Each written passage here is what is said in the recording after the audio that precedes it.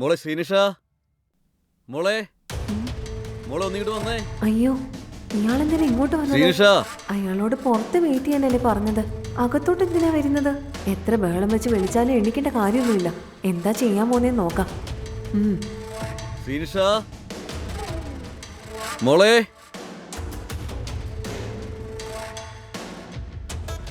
മോളെ ശ്രീനിഷ, ശ്രീനിഷ, മോളെ ശ്രീനിഷ, മോളെ എണ്ണിക്ക്. നിങ്ങളോട് ആരാ അകത്തോട്ട് വരാൻ പറഞ്ഞേ? എന്തിനാ മോളെ ടെൻഷൻ അടിക്കുന്നത്? ഞാൻ വെറുതെ വന്നതാ.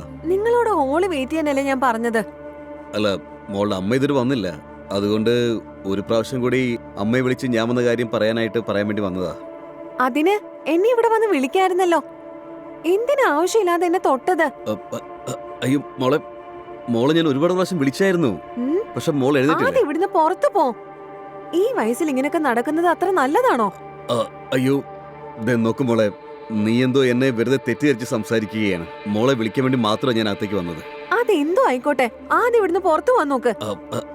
അതല്ല ശ്രീനിഷ, മോളെന്നെ എന്തോ തെറ്റിദ്ധരിച്ചിരിക്കുകയാണ്. സത്യമായിട്ട് മോളെ വിളിക്കാൻ വേണ്ടി ഞാൻ ഇങ്ങോട്ട് വന്നേ. അതെ, പുറത്തു പോകാനല്ലേ പറഞ്ഞത്.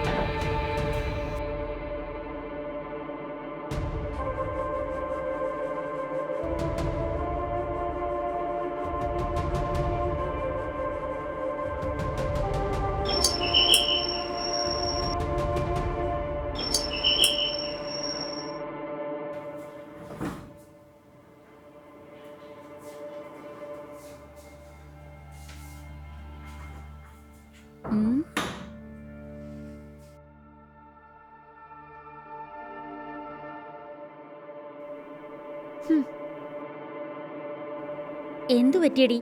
നീ വല്ലാതെ ഡല്ലായിരിക്കുന്നല്ലോ. അമ്മയുടെ മാനേജർ ഇങ്ങനെയൊക്കെ കാണിക്കുമെന്ന് ഞാൻ വിചാരിച്ചേയില്ല.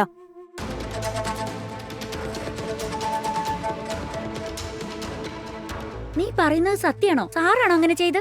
അദ്ദേഹോ, എനിക്ക് എന്താ ചെയ്യണെന്ന് പോലും അറിയില്ലായിരുന്നു. ഞാൻ ചീത്ത പറഞ്ഞ അയാളെ പുറത്താക്കി. ചീത്ത വിളിച്ച് പറഞ്ഞയച്ചെന്നോ? നല്ലവനാണെന്ന് കരുതിയിട്ടാ വീട്ടിൽ കയറ്റിയത്. ആരെയാ വിശ്വസിക്കേണ്ടതെന്ന് അറിയില്ല.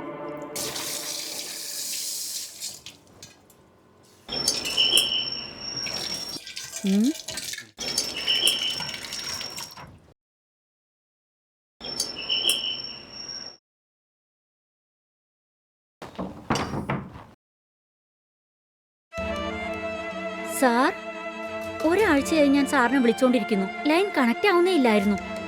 സാറിനെ വിശ്വസിച്ചല്ലേ വീട്ടിൽ കയറ്റിയത്. ഇങ്ങനെയൊക്കെ ചെയ്യാൻ പാടുണ്ടോ? നീ തെറ്റിദ്ധരിക്കില്ലെങ്കിൽ ഞാനൊന്ന് അകത്ത് കയറി സംസാരിച്ചോട്ടെ? ശരി സർ, വരൂ. ഇരിക്കൂ സർ.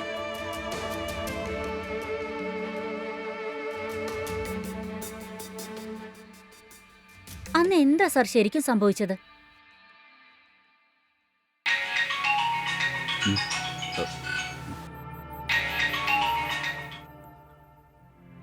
മോനെ പറഞ്ഞോ. അങ്കിളെ, ഞാൻ പറയുന്നത് കേട്ട് ടെൻഷൻ ആവരുത്. സ്വപ്നയ്ക്ക് ചെറിയൊരു ആക്സിഡന്റ് ഉണ്ടായി. അയ്യോ, എന്തു പറ്റി? എപ്പോഴാ നടന്നേ? ഇപ്പൊ അവൾക്ക് എങ്ങനെയുണ്ട്? അയ്യോ അങ്കിളെ, ടെൻഷൻ ആവണ്ട. ചെറിയൊരു ആക്സിഡന്റ് മാത്രമാ.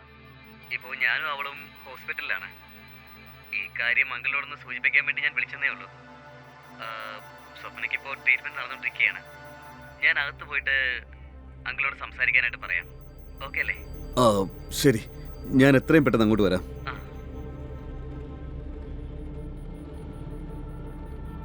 എൻ്റെ മകൾക്ക് ആക്സിഡൻ്റ് ആയെന്ന് അറിഞ്ഞപ്പോൾ എനിക്ക് എത്രയും പെട്ടെന്ന് അങ്ങോട്ട് പോകണമായിരുന്നു. ഇത്രയും ദിവസം ഞാൻ എൻ്റെ മോളുടെ കൂടെ ഹോസ്പിറ്റലിലായിരുന്നു. ഇപ്പോൾ അവൾ ഒരുവിധം ബെറ്റർ ആയിട്ടുണ്ട്. അതുകൊണ്ടാണ് ഞാൻ ഇങ്ങോട്ട് വന്നത്. വന്ന ഉടനെ ഈ കാര്യത്തെപ്പറ്റി ലീലയോട് സംസാരിക്കണമെന്ന് കരുതി. അന്ന് നടന്ന കാര്യത്തിൽ എൻ്റെ മേൽ ഒരു തെറ്റുമില്ല.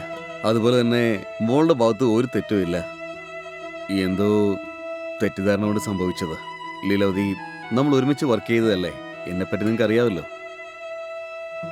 എടി നിഷേ, നിഷേ എവിടെയാ ഉള്ളത്? നിനക്കെന്താ ചെവി കേട്ടൂടെ? ആ വരുവാ അമ്മേ. എന്താ ഇത്, വീണ്ടും വീട്ടിലോട്ട് വന്നേക്കുന്നോ?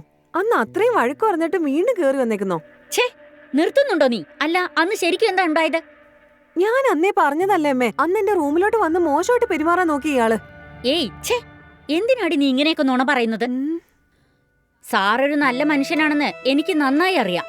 എനിക്ക് മാത്രമല്ല, ഞങ്ങളുടെ ബ്രാഞ്ചിലുള്ള എല്ലാവർക്കും തന്നെ സാറിന്റെ സ്വഭാവത്തെ പറ്റി നന്നായി അറിയാം. അന്ന് നീ സാറിനെ പറ്റി തെറ്റായി പറഞ്ഞപ്പോ ഞാനും അദ്ദേഹത്തെ തെറ്റിദ്ധരിച്ചു പോയി.